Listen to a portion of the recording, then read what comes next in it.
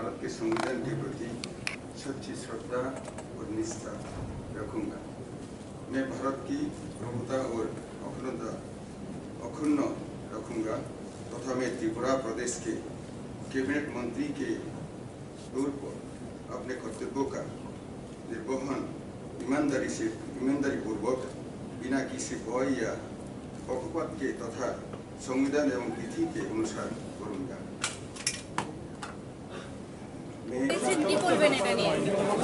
এটা মুজিজির কামাল, এখানে মানিকশার কামাল আমাদের কাছে দিল্লি থেকে এসেছেন, পূর্ণ প্রধানমন্ত্রী দরকার বানিয়ে দিয়েছে তাকে আগে নিয়ে যাওয়ার জন্য। কোন জিনিসটাকে প্রায়োরিটি দেবেন আপনি নতুন মন্ত্রীর দায়িত্ব পেয়ে? দায়িত্ব কোন দপ্তর হয় দেওয়ার পর অবশ্যই জনতার সাথে নেওয়া, যাদের কোন দপ্তর দেবে জানি না, উনি দেবেন যে কোনো একটা দপ্তর। আসন্ন বিধানসভা নির্বাচনের জন্য হাতে খুব কম সময় রয়েছে, প্রথম কি কাজটা থাকবে বা কোন দিকে আপনার নজর থাকবে? প্রথমে জনতার চাহিদাটাকে মেটানোই আমাদের সবচেয়ে প্রায়োরিটি। জনতা হচ্ছে জনার্দন, আমরা তো সেবার জন্য এসেছি, আমরা সেবক, জনতার সেবক হিসেবে।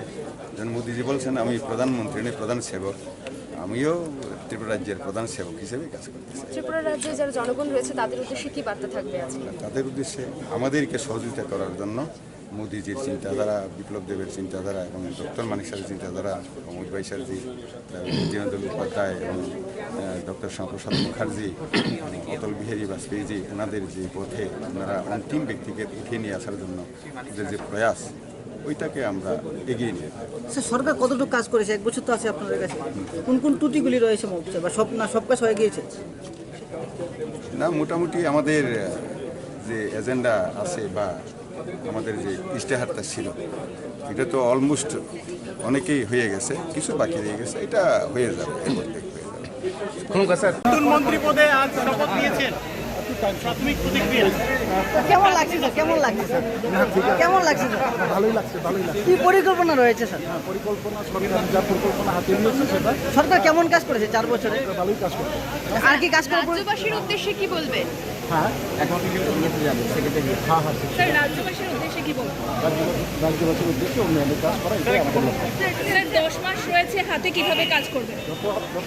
যত মাস হাতে আছে তাতে যা করানো আমরা স্যার, 4 বছরে কতটুকু কাজ হয়েছে? আইপিএফটি অনেকটাই দুর্বল হয়ে দাঁড়িয়েছে, কি রূপ কাজ থাকবে আপনাদের?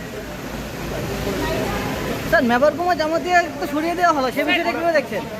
স্যার, আইপিএফটি অনেকটা দুর্বল অবস্থায় রয়েছে, কিভাবে শক্তিশালী করবে? স্যার, মেবারকুমা জামাতিয়া কি সরিয়ে দেওয়া হয়েছে? স্যার, একটা কোশ্চেন প্লিজ।